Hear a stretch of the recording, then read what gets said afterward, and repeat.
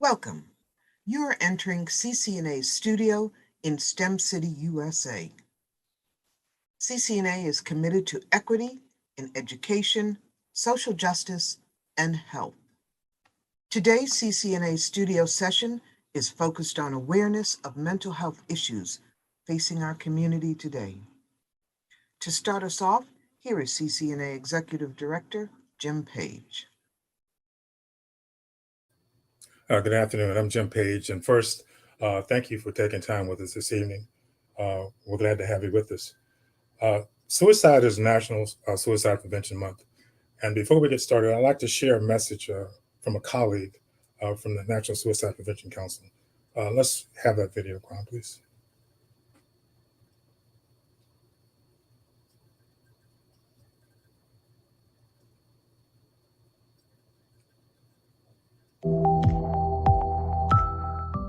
My name is Allie Walker. I'm the board chair for the National Capital Area chapter of the American Foundation for Suicide Prevention. And I'm here to let you know that this September is National Suicide Prevention Awareness Month, which means that this is a perfect opportunity for all of us to be checking in on our own mental health and talking to people in our lives that we care about their mental health.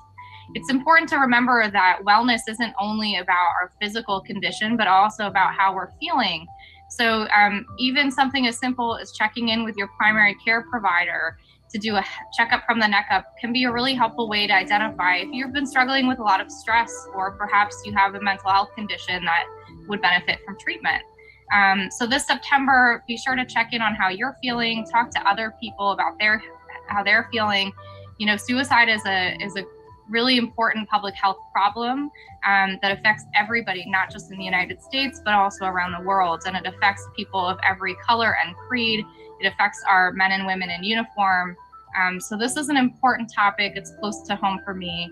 And I hope that you'll take this opportunity this September to help us break the stigma and talk more openly about mental health and suicide prevention. Take care of yourself. Earlier this week, I attended a reception for the National American Psychiatric Foundation, and their executive director, Mr. Andrews, opened the session, and he really moved the room. I'm going to quote what he had to say to a jam-packed room. He was talking about mental health. I'm going to quote him. He says, "In the state of mental health today, I'm just trying to get through today, hoping that tomorrow will be better. We can and must do better." So that's kind of our theme for this. We can do better. So to get started, I want to share with you that we do these forums often to address the issues of mental health, social justice, and education. Today, we're particularly proud and honored to have a very special guest with us, and it's Dr. Ann Gaddy, who's the Deputy Chief of the Health Department here in Alexandria. But before she comes on, I want to say, Dr. Gaddy, 2 years ago when COVID came, never got a chance to thank you and the foundation and the department for what you did. Really, really brought us through, so thank you personally. So Dr. Gaddy, welcome, and the floor is yours.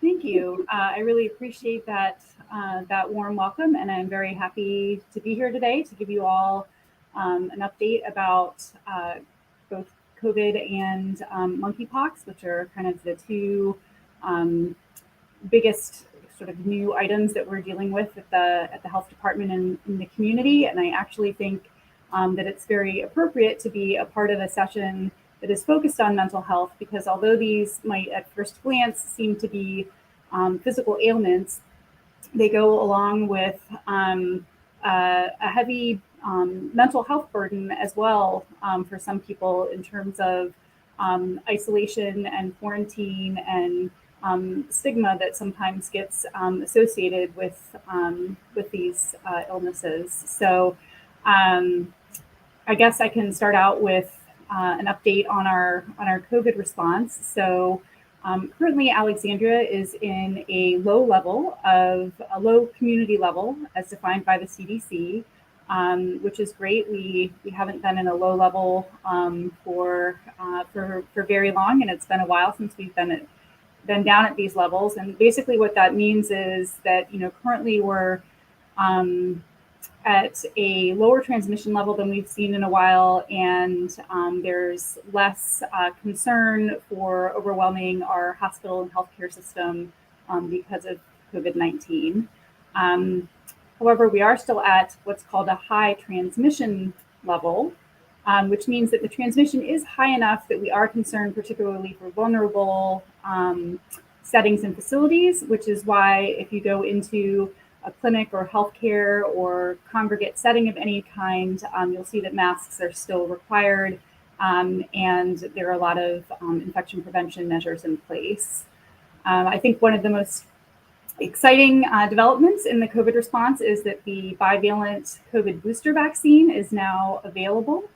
That's just been rolled out over the past week or so. It is now available in major pharmacies. The health department has some appointments open, and private providers should be receiving the vaccine over the course of kind of this week and next week to be able to start giving that out. So this booster is really for anyone who has had at least their primary series of COVID vaccine, regardless of the number of boosters they may have had so far. And so basically this booster is given at least 2 months after a person's last shot, whether that's a primary series or a previous booster that they've gotten. And the booster can also be given with the flu vaccine. So we're really encouraging people to protect themselves against both illnesses over the course of this winter. Get both shots. Most major pharmacies, it's very easy to sign up for an appointment and just click flu and click COVID and go in and get both of those shots together. There's some modeling that's been done, predictions of what COVID surges will look like over the winter. And what that shows is that if we can get a large portion of the population to go ahead and get the booster vaccine, that could really save a lot of lives, hospitalizations, and cases. The estimates for Virginia are up to 850 deaths, 9,000 hospitalizations, and over 200,000 cases are potentially saved if enough of the population gets a booster on board.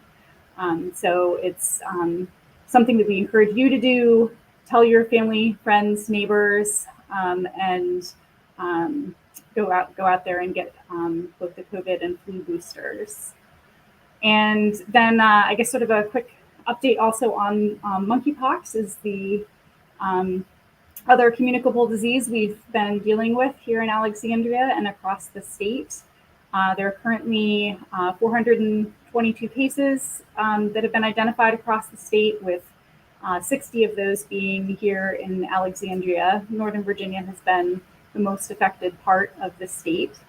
And as a health department, we're just trying to educate people in general about what monkeypox is, how it's transmitted from person to person, which is usually close skin-to-skin contact.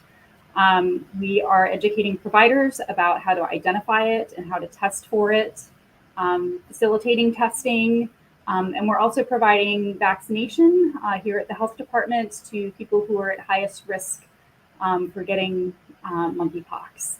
And there was actually a citywide virtual information session that was done last night in English. That's also being translated into Arabic. And next week, we'll be putting together a Spanish and Amharic versions of that information session as well. And then all of those recordings will be available through our website. And I think that's a really good summary of what monkeypox is, what to be aware of in terms of prevention, and a good general summary of what the public might want to know about it. So those links should be appearing on our health department monkeypox page within the next week or so.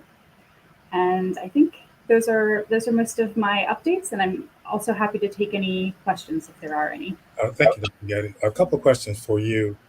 Just in the city alone. First of all, can you tell us about your portfolio, what you do in the department? I know you're the deputy, but what are you focused on? Sure, yeah. So I'm the deputy director, which means I report directly to the health director. And I'm a part of the general leadership team here at the health department. And before COVID happened, I basically, my main responsibilities were overseeing our public health emergency management team and overseeing our epidemiology team. And then once COVID happened, my main responsibility was overseeing the COVID operations for the health department, which has been an incredibly rewarding experience, actually. My second question for you is the Community Health Improvement Plan. We started that about 3 or 4 years ago. How are we doing with that? So that was delayed a little bit because of COVID. Fortunately, I think some of you may be familiar with Natalie Tallis, our population health manager, who is spearheading that effort. She has started working on that plan much more actively now that a lot of our COVID operations are kind of in place and allowing us to work on some of these more long-term community projects. And so I think that you will see over the course of the next months and years that we are putting into place those main mental health, housing, and other main priorities that are identified through that plan, and all of the actions that have been decided upon with the community partners to act on those. A quick question from the chat room. How do you work with ACPS and the other community stakeholders? I'm sorry, can you repeat that? How do we work with ACPS and? ACPS and the other community stakeholders. How do you interface with them? So we have a very close working relationship with ACPS. So we have actually regular weekly meetings with them, and sometimes more frequently than that, depending on what's going on and what we might need to partner on. So we have discussions and provide recommendations about infection prevention, whether that's COVID or anything else that might be circulating in the schools. Long before COVID, we were having the same conversations about chicken pox and whooping cough and other infectious diseases. So we work closely with their administration and school nurses on those sorts of things. And similarly with other community partners, particularly through COVID, we have identified some main points of contact at with various community partners. And depending on the partner, we may have regular meetings in which we're kind of updating each other on plans and operations and recommendations, or it might be more of a, as needed relationship when there's new developments coming out, the new vaccine and so on, partnering to figure out how best to implement whatever those things are for that organization. We promise to be mindful of your time. I appreciate your being with us. You're more than welcome to stay with us. Any words of wisdom for us before you leave? The main thing is really get your COVID booster. Right. Okay. Yep. Thank you, Dr. Dan. Appreciate it. Appreciate it. We're going to move the program along now. And I'd like to introduce my colleague, Dr. Andrea Hirsch, who is CCNA's mental health coordinator. Andrea, welcome. Hi. Hello, everybody. Today, we're going to be sharing some important information about a topic that's pretty painful, and that is suicide in our community. We firmly believe that knowledge is power, and knowing what to look for in a loved one, a friend, or a colleague who may be struggling can go a long way in helping to prevent a tragedy. We'll talk about effective ways to provide support, and we'll provide you with resources when additional help is needed. Honest discussion and inquiries about suicidal thoughts in a person who is struggling do not provoke suicidal behaviors. And that's borne out consistently in the research. As a matter of fact, often there's immediate relief when there's an opportunity for a person to share one's feelings of helplessness or hopelessness and despair. Please note that we're going to be scrolling contact information for the National Mental Health Suicide Crisis Line, which is 988 on your cell phone, should you have any immediate needs during the presentation. So today we're really lucky to have two mental health professionals as our speakers, both of whom are dedicated to education and advocacy around suicide prevention. Our first speaker, Alex Silva, is an active duty mental health counselor with the U.S. Air Force, Joint Base Anacostia Bowling. Serving in a leadership role with the American Foundation for Suicide Prevention, Alex dedicates himself tirelessly to education and prevention efforts with military and veterans groups, both nationally and worldwide.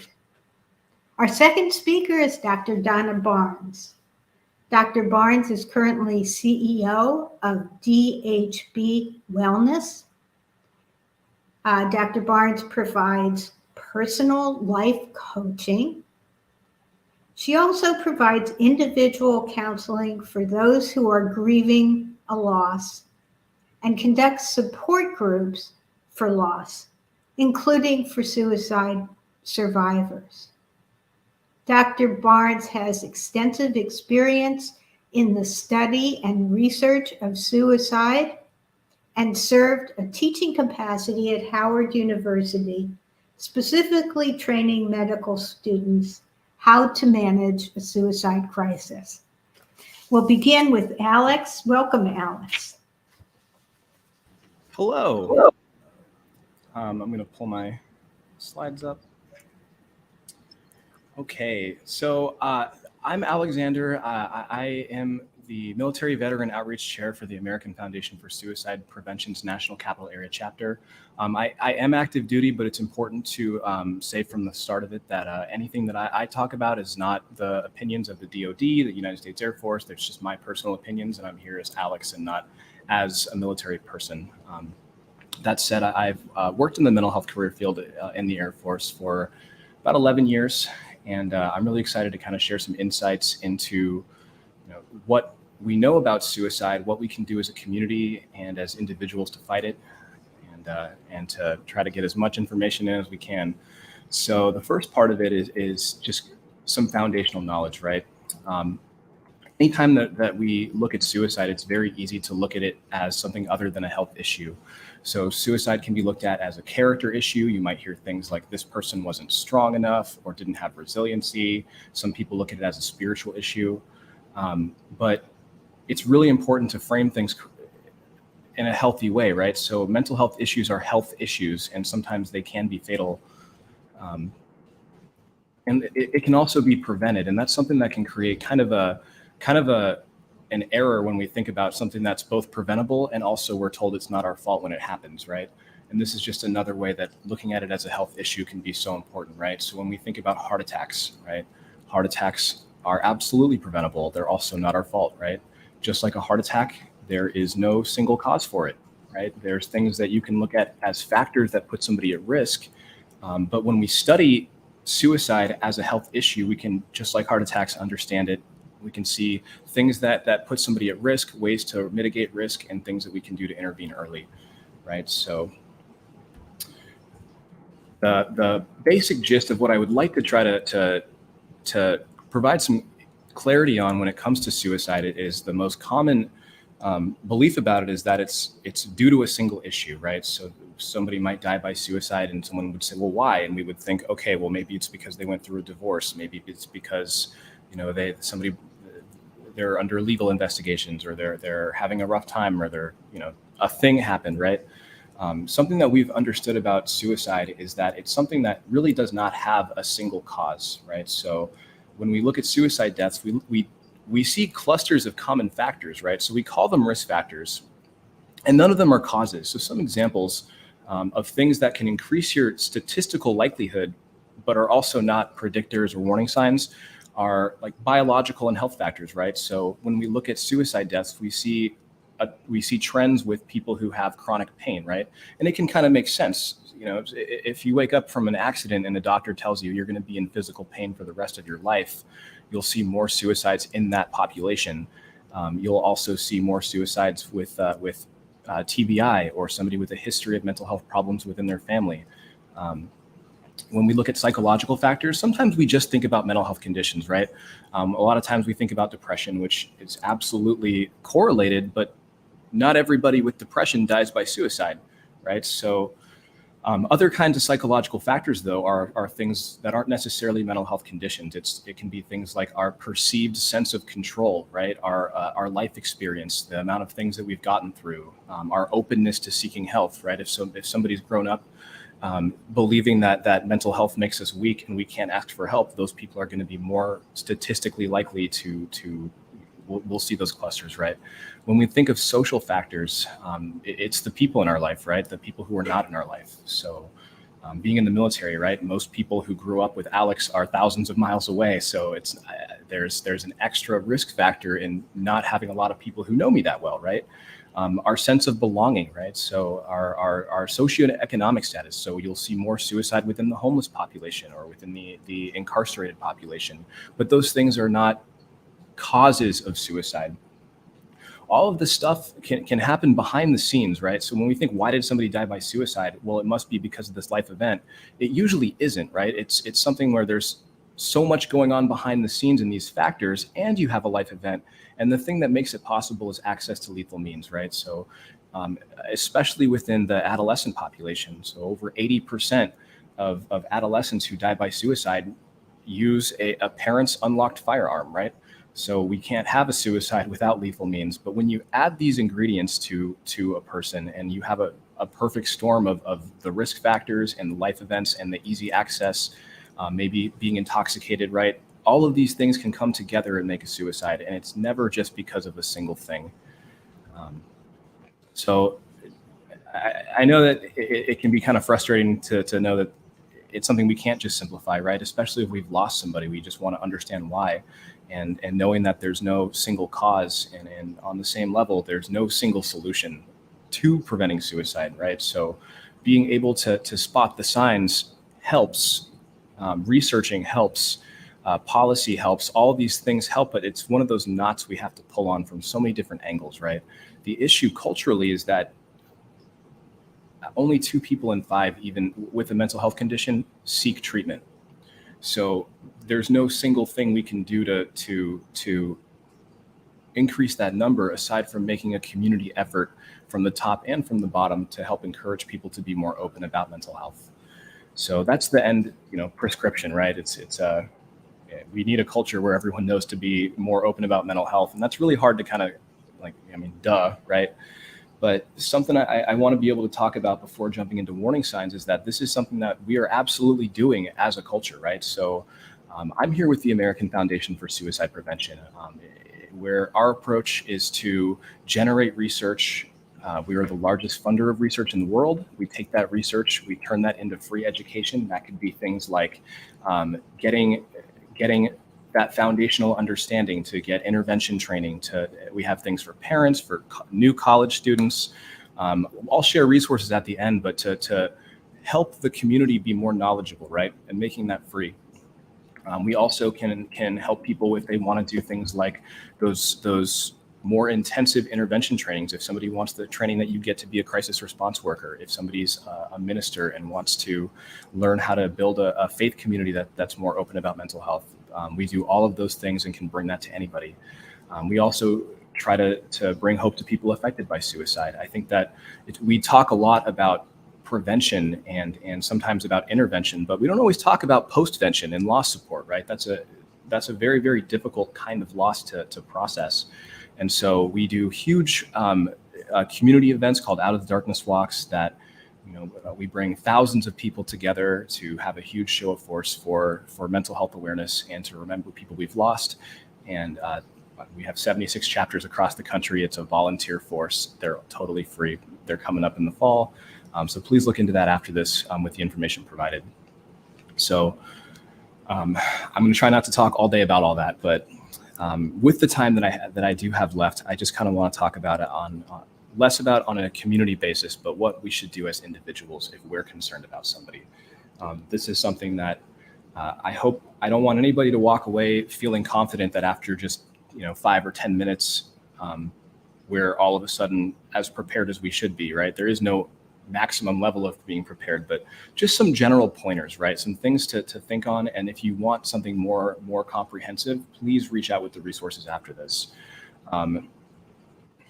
QR code, just in case anybody wants to pause and figure out where your local chapter is. Again, we have 76 of them. But something we can do is to learn the warning signs, right?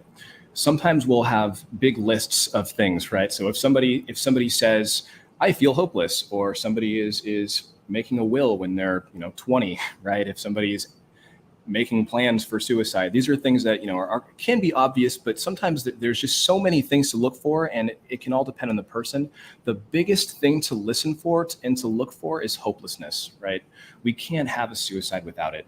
So when we talk about examples of how people would talk in not a risk way, but in a warning way, it's their words, right? So things like, this will never get better. I will always be like this. There's no point in trying anymore, right? With behaviors, I know a lot of times we might see something that says risky behaviors. That doesn't just have to be safety things. It doesn't just have to be closing our eyes while we're driving or anything. It could be burning bridges, right? It could be it could be engaging in gambling away all your money, right? It could be unsafe sex. It could be breaking up with everybody in your life and driving everybody away. Things that again, listening for hopelessness and that somebody has given up, right? And with mood, again, when it comes to predictors, right? Not everybody who is Eeyore, right? If you've ever seen Winnie the Pooh, is necessarily a suicide risk, right? But when you see changes in somebody, when you see that somebody has a lack of oomph, right? Especially when people are isolating, when people are no longer getting enjoyment out of the things that they used to. And I think something that doesn't always get communicated is when you do see somebody, let's say who's like Eeyore, and just in case you don't know Winnie the Pooh, it's a very, very, very classically, stereotypically depressed character, right? So talks like this, okay, and just pessimistic and everything's wrong and just miserable. If you see somebody like that who you're already concerned about, and this person out of the blue changes into Tigger, right? And is all of a sudden elevated and is acting in a way that you've never seen before, in a way that all of a sudden their depression has dissolved and it seemed to happen almost overnight. Please be aware that that's one of the most scary warning signs you can see with people. And if you see that and don't have warm fuzzies, right, please get help, because a lot of times what that is, that's somebody who's resolved their issues. They've decided that they're going to die by suicide and they don't have to suffer anymore, right? So please, I know that we're talking about research, we're talking about anecdotal stuff, and I hate to leave people with a warm fuzzies ruler, right? Do you feel okay with this person being alone? But if you don't, please follow up on that. Make sure that you have a conversation with them. Sometimes it can be so hard to listen, especially, when we're doing these trainings, it's very easy to say duh to a lot of this stuff. But when it's somebody who we love, if it's somebody who is our child or somebody who we would be completely outraged that they would even be thinking about taking themselves away from us, it can be very difficult to just listen, right? But when you are in this situation and somebody is thinking about suicide, just remember that they could talk to anybody, but they chose you, right? And even though sometimes, just like when we're trying to give somebody CPR and we can accidentally break their rib cage, right? We can have all of the best intentions in the world when trying to help somebody. But when somebody's in a suicidal crisis, it's just like when somebody's in a lot of physical pain, right? It's not the time to go toe to toe with them about the value of life or to make somebody feel wrong for how they feel. The best things you can do is just to say, thank you. Can you tell me more about it? That sounds really difficult. Another resource we have is a really, really good conversational guide that talks about before, after, during the conversation, tells you what your lines are, right? But please, please focus on listening and don't be a fixer, right? Sometimes we, again, think about this stuff as something that's caused by a single issue. When we have, as a quick example, if somebody, let's say, doesn't get into a certain school and they say, oh, I've given up and I don't want to live anymore because I didn't get into this school. The answer in that conversation isn't to get them into a new school, because the issue isn't that they didn't get into a school, it's that they're hopeless and they feel like a failure, right? So please just listen to them and let them just, you don't have to dig them out of a hole. The best thing we can do is to come in and sit in it with them and let them know that they're not alone. Doing that in private, asking directly, make sure you always just ask the question, are you thinking about suicide? And if they aren't, it's not going to put a thought in somebody's head. And if they are, you're doing them a huge favor by trying to break the ice, right? And just put it out there. So one thing about this slide is it says encourage them to seek mental health services. Something to think on for that is that a lot of times when somebody's thinking about suicide, they probably know that maybe I should seek mental health services. But when we have depression, what's the point, right? When we have, when we're addicted to something, right? That stuff keeps us out of treatment. So rather than just encouraging them, don't just look at yourself as somebody who's supportive of their getting better. Look at yourself as somebody who's enrolled, right? So if somebody is actively thinking about suicide, this conversation does not end until they're seeking somewhere safe, until they're with an ER, until they're with a licensed person. Our job isn't to be somebody's therapist, it's to be supportive of them while they're talking to one. And this can be the hardest thing ever, right? So if you think that they could make an attempt soon, and again, this is something that's so easy to talk about in these trainings, but really putting yourself in that situation, the house wins, right? So sometimes this can be a situation where somebody cannot afford an ambulance ride and refuses to go. This could be something where somebody, might lose an opportunity, or something might, externally happen that they don't want if they seek help. They might never talk to us again, right? They might sever our friendship, and that has to be something that is on the table, right? So to really prepare ourselves to say that no matter who it is, I'm prepared for this person to never talk to me again, if it means that they're going to get somewhere safe, because at the end of the day, that's the second worst thing that can happen, right? Asking directly about how they would do it if they're thinking about suicide, and removing them from that. It's a really common assumption that if they say that they would die by a firearm, I could take their firearm away, but then they'll just go do something else to kill themselves. And it shows that that's not the case. A lot of times when somebody's thinking about suicide, that takes a lot of building up to, right? Some people rehearse, some people practice, some people have a particular way in mind, and keeping them away from that. The last big thing to know before I run out of time about somebody who's in a crisis, right? Not necessarily somebody who's just at risk in general or thinks about it sometimes, but somebody who's ready to do it. This is a time-based thing. I don't know if anybody watching or listening has ever been on a diet before, right? But if you have a huge urge to eat something and to cheat on your diet, odds are if we lock you in a room, if we tape your mouth closed, after an hour or two, you'll get over this wave and be able to keep moving forward. And sometimes a suicidal crisis is like that. It can be very draining, but that's why we say don't leave the person alone, right? It's shown over and over and over again that the most important thing you can do to save somebody's life when they're in a crisis is to add time. And don't make any promises, right? Don't say, okay, I know I'll see him in the morning, I promise. Okay, good night. Get them there at any cost. This is what we have to do, and it sucks sometimes. And I really want to say thank you ahead of time for anybody who has done that, or anybody who's willing to do that, because that's what it takes, right? You'll hear about it a couple times, but so we have 988 now. We don't have to remember the suicide prevention crisis line. Not every crisis needs a cop, right? So huge win. The American Foundation for Suicide Prevention was a major player in getting every single state on board with 988. And again, please look out for the resources after this for how to get involved and all the things that we're doing as volunteers, right? So thank you so much for your time, and that's all I have. Thanks, Alex. That was great. And I just want to put in a plug right now for the foundation, AFSP. There is a wealth of very concrete information, much of what Alex discussed, but you can take your time in taking it in, as well as the numerous programs that AFSP has to offer.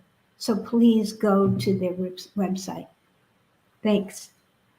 I'd like to turn now to Dr. Barnes and to hear from her about recognizing kids and teens who may be at risk for suicidal behavior. Dr. Barnes will provide tips for parents, teachers, and other gatekeepers that can promote understanding and support for additional help. Please take the floor, Dr. Barnes. Thank you, Dr. Hirsch. I'm in my kitchen because when I'm done with my presentation, I'm going to do a demonstration on how to bake delicious chocolate chip cookies. So hang in there. I'm just joking, of course. I'm in my kitchen because it's the best spot in the house and I'm very comfortable. So bear with it. Alex did an absolutely fantastic job. I'm sorry that he didn't have 90 minutes. Whenever anyone asks me to do a training, I tell them I don't do it in 20. I can only do it in 90 because each slide that he showed you, he could have gone on for another 20 minutes so that it would sink in. But some of the things that he said will resonate with you, and you will hopefully hold on to that information because it's very important. Dr. Hirsch mentioned that the American Foundation has a wealth of information. They do. If you are looking for a support group for someone you have lost to suicide, you need some support in getting through the grieving process, they have an excellent section for survivors. And my organization is listed among their support groups. Just had to say that. Okay, so I'm going to try to, I don't know how much I can tell you in the brief time that I have, but I'm going to try to talk a little bit about, the human experience of suicide. But first, let me address the fact that the suicide rate has increased among people of color. Now, for the past 20 years, the suicide rate has gone up, to the point where we began questioning, are we doing the right thing? Maybe we need to change the conversation because it just keeps going up further and further. Well, in 2019, it went down slightly. It went down. And then in 2020, we all thought that the suicide rate was going to go through the roof, but it didn't. It went down to 45,979. So it decreased among the general population or the dominant population, but there was an increase among American Indian Alaskan Natives. It went from 24.4 to 25.9. Blacks and African Americans, 7.7 to 8.1. Hispanics, 7.5 to 7.8. Multiracial, 9.6 to 10.4. So you might want to ask yourself, wow, why did it increase? Maybe because COVID affected us more? I don't know. But you need to look, when you look at the rates, you need to look closer by looking at where they live. When you have an increase, when there's an increase in population, density decreases. What am I trying to say here? Increase when population density increases. Okay.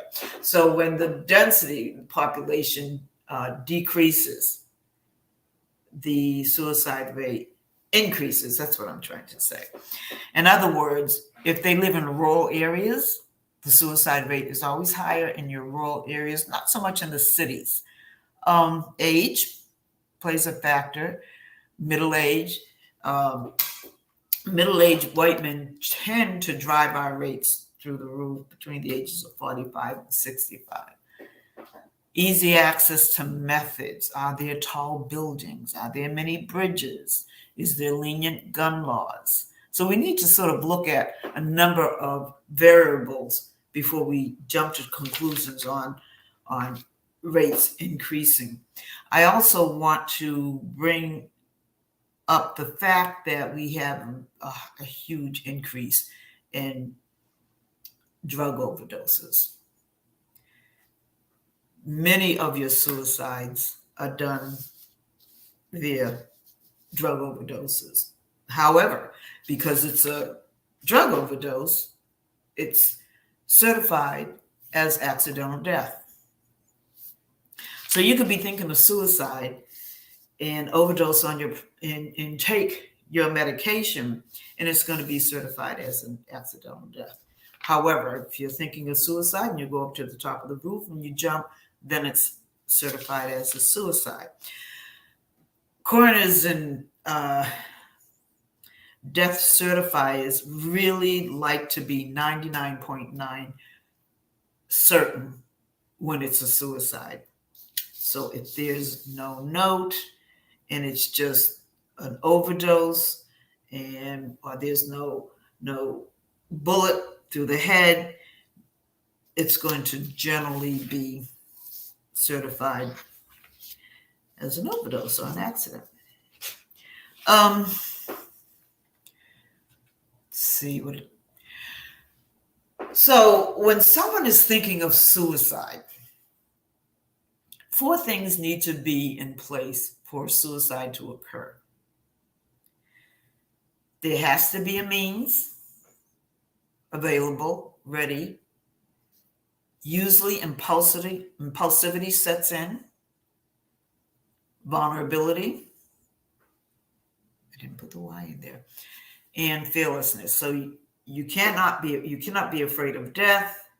You need to have a means that you're comfortable with. Impulsivity, and you need to be feeling very, very vulnerable.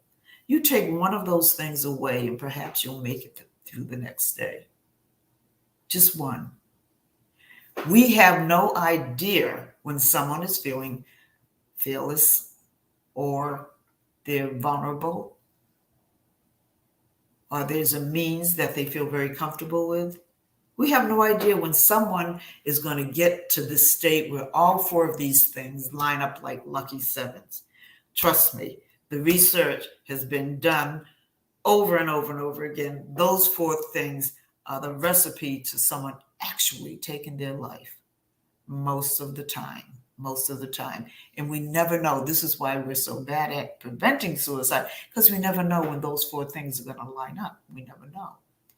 But we might know one by one how to stop some vulnerable person who has a means from taking their own life. I think Dr. Hirsch had asked me to talk about suicide among people of color. What do you say in like 5? I think I have 5 minutes left. What do you say? You had a question, Dr. Hirsch. You can ask that before I just go off because I'm not sure. Well, actually, I think you answered the question. Well, maybe not. Let me ask you this. If you could talk a little bit more about the distinct vulnerabilities of children or teens or even families of color that have made, I think it's in some ways obvious, but have made the issue of increased suicidality in these groups more evident. If you have any comments on that. Well, it's hard to say. Despair is despair. It knows no color. Vulnerability is vulnerability. It has no color. But what makes, you mentioned earlier, a young African-American student, what makes them more vulnerable than, say, the next one? Well, you got a lot of things that you need to look at in your community, in your home, the risk factors, which will cause vulnerability, and the protective factors. Are there any protective factors? When you're looking at suicide prevention, don't pay so much attention to the risk factors. You can have risk factors as long as your arm. Mm-hmm. Pay more attention to the protective factor. You can have 8 risk factors, 1 protective factor, and you can save a child. All it takes is one person to be able to listen, to be able to spend time with that child, to be able to decrease the vulnerability. Now, there's a new program that Montgomery County, where I live, is getting ready to put together. It's called Handle with Care. And it's not done yet, but it's in the talking phase. What that means is that when a child experiences trauma in their neighborhood, in their household, when they go back to school, chances are the teachers, the counselors aren't really going to know about the trauma, aren't really going to do anything special. Many times these kids are expected to continue doing what they have to do. Luckily, there's a lot of suicide prevention programs in the schools now, which are encouraging kids to talk. Sometimes when they experience a trauma in their home, they don't have the words to talk about what they're feeling. They internalize it, they're fearful, they don't know what to do, so they don't talk about it that freely. Well, police officers in these towns who have gone to that house or worked within that neighborhood where whatever the violence was taking place, go to the school, they tell the school that this child has experienced this, and it's going to be mandatory that they work with counselors. So they're going to put that in place so the kids have to address it. And hopefully I'll get to work with this group more, because my position, as they're putting it together, my position is make it mandatory that they talk with these kids for 90 days, at least 90 days, once a week, 20 minutes. That's it. If the kid doesn't have anything to say, that's fine, because he doesn't have the verbiage yet. Just keep bringing him in front of you for 20 minutes. And eventually, it might be the 6th or 7th meeting, eventually that child will come around and start talking about it. Maybe young people of color experience more trauma. I don't know. We can make educated guesses, but we don't have a lot of researches on the difference. We're only guessing that the risk factors are higher. COVID affected us more job-wise. First, most of people of color were first-line workers. They had to go in and they had to work with people who had COVID, bus drivers, that kind of thing. Perhaps that could be it. But we don't have enough information, only because the money isn't there to do research. Our numbers are still low, even though they've increased a couple of notches. When you look at the overall total number of people of color, it's a little lower than the dominant culture. So the government, the states will fund where the numbers are high, because whenever you're using government dollars, then you need to show numbers. So we don't do too much research to the point where we can emphatically say that this is why it's higher, or this is why it increased. But some of the separate research shows that we present mental illness differently. We get angry, we express our anger, we internalize discrimination and racism. And when you internalize it, it eats up at you, and it can cause a disorder. We can't talk about it as much as we would like to, because people will roll their eyes and say, oh, here they go again, racism. So there's a lot of different things within the community that we go through that the dominant culture doesn't go through, that can affect our rates. Mm-hmm. I see Colonel Page in the room. Yes, ma'am. How you doing?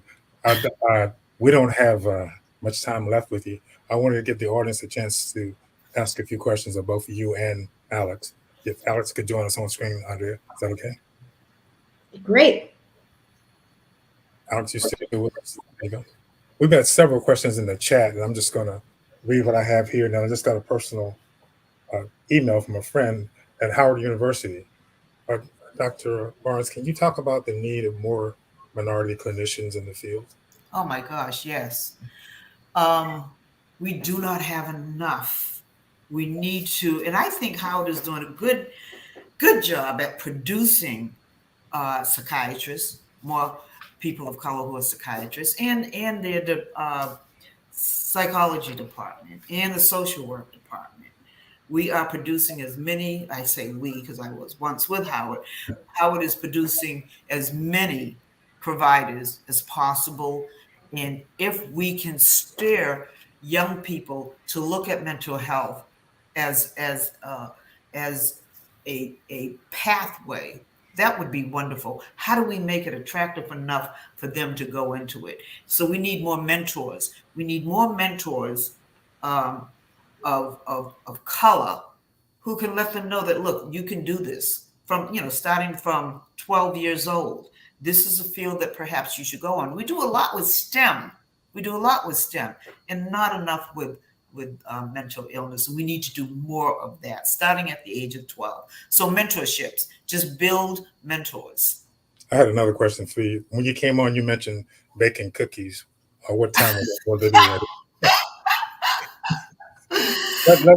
Let me move to Alex real quick. Alex, this is a question from Birmingham, Alabama. Can you talk about male versus female veteran suicide, the numbers and why? Absolutely. So one of the things that we see is that suicide rates are higher among men and suicide attempts are higher among women.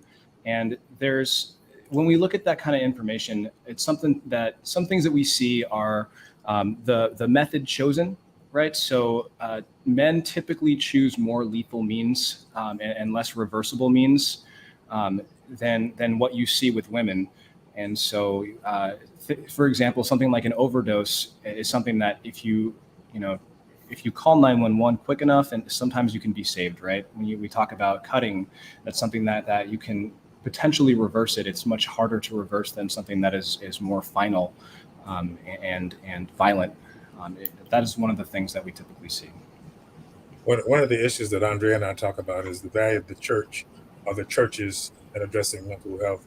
This is to you, Dr. Gomez. How can the churches play a bigger role or a better role in addressing mental health? To start with, they have a lot of ministries. They have health ministries, and their health ministry generally talks a little bit about mental health. My position is separate the two. Separate the two. Have a health ministry and have a mental health ministry. And you'll be surprised how these parishioners will have a safe space to talk about what they're going through.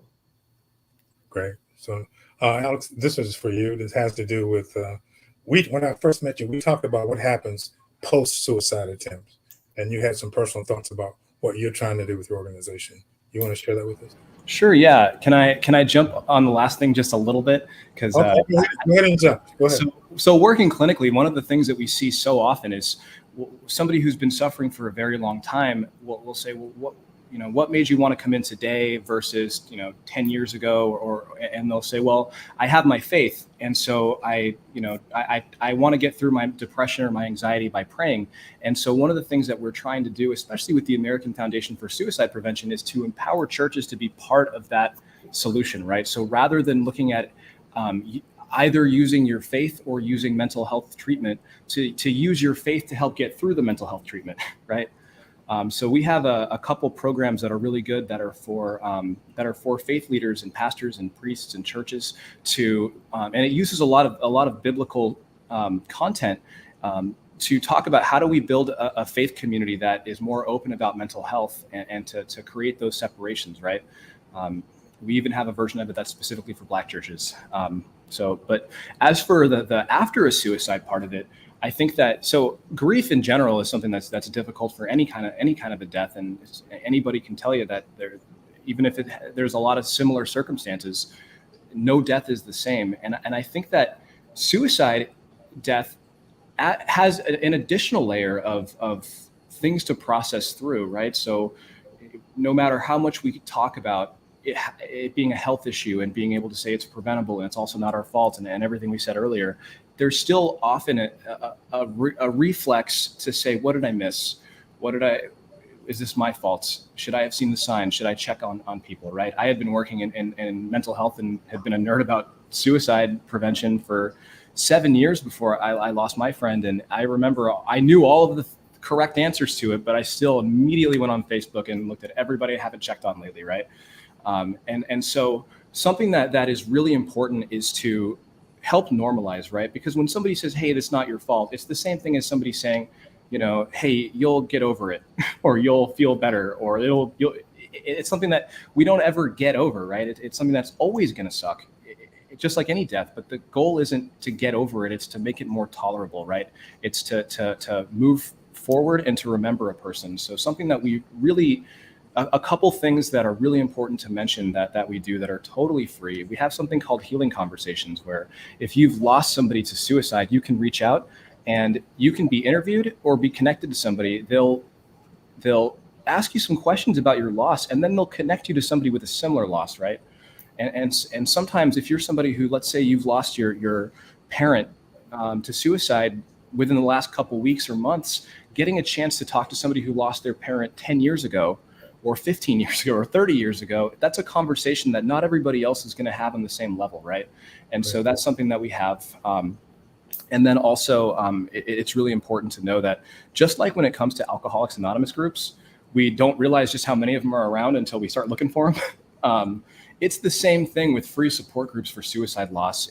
If you go to our website, you can put in your zip code. I just looked at it at Joint Base Andrews, Maryland, and nowhere in a huge city, right? And just even there were 15 or 16 just within the 5 mile radius that have some that are specifically for people who lost their parent or people who lost a friend.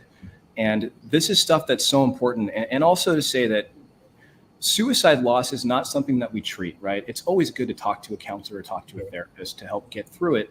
But this is something that we heal. And that's different than just treating something, right? So having that sense of support, and then also if you know somebody who's lost someone to suicide, right? That's something also that we have a lot of things to talk about and to provide training for, right? How do I help somebody through their loss? What steps should I take? Is it okay to say that person's name? What do I say beyond just I'm here for you if you need something? As much as I mean that, it doesn't sound like it's that urgent when we tell them that, right? Alex, So, I'm watching the clock, and I'll get. yeah, sorry, I can. Thanks. Let me make an acknowledgement to Dr. Hirsch, who has been tremendous in getting us smart. People don't commit suicide, you die by suicide. So just those kinds of learning is helping us in the nonprofit world. Let me thank everybody very quickly, Dr. Barnes. Dr. Barnes, thank you. I'll give you the address for the tickets. You can just mail them to me. Alex, thank you for joining us. I'd like to close, though, with on a personal note. And, it has to do with just suicide. I was in the hospital this weekend with a family member and dealing with some doctors who talked about how they struggle when they watch patients die. And they say, you're not in this alone. And all they wanted to do was talk about it. And I think that kind of resonates with me, is that if you can just talk to somebody, just talk to a friend, talk to a battle buddy, Alex, I'm talking about there, somebody who has your ear. Got a good friend who wants to share her story with you. And we will close the session with a message from our good friend, Dr. Leslie Dillard. Please bring up Dr. Dillard. Leslie Dillard, a 35-year veteran of the United States Army, and I am proud to serve. But I'm here today to talk to you a little bit about talking.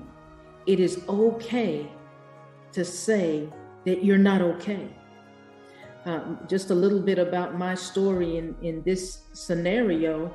I am a 2-time survivor of suicide attempt, one with pills and one with trying carbon monoxide with a car in a garage. And so I just want to share with you today, God has a purpose for your life. We all are here for a purpose. And it doesn't bode well for us to take ourselves out. If you need help, get help. Get help. It is so important for us to understand that we need to love on one another. We need to take care of one another, especially our veteran community. So I just implore you today, get help. It really is okay to talk.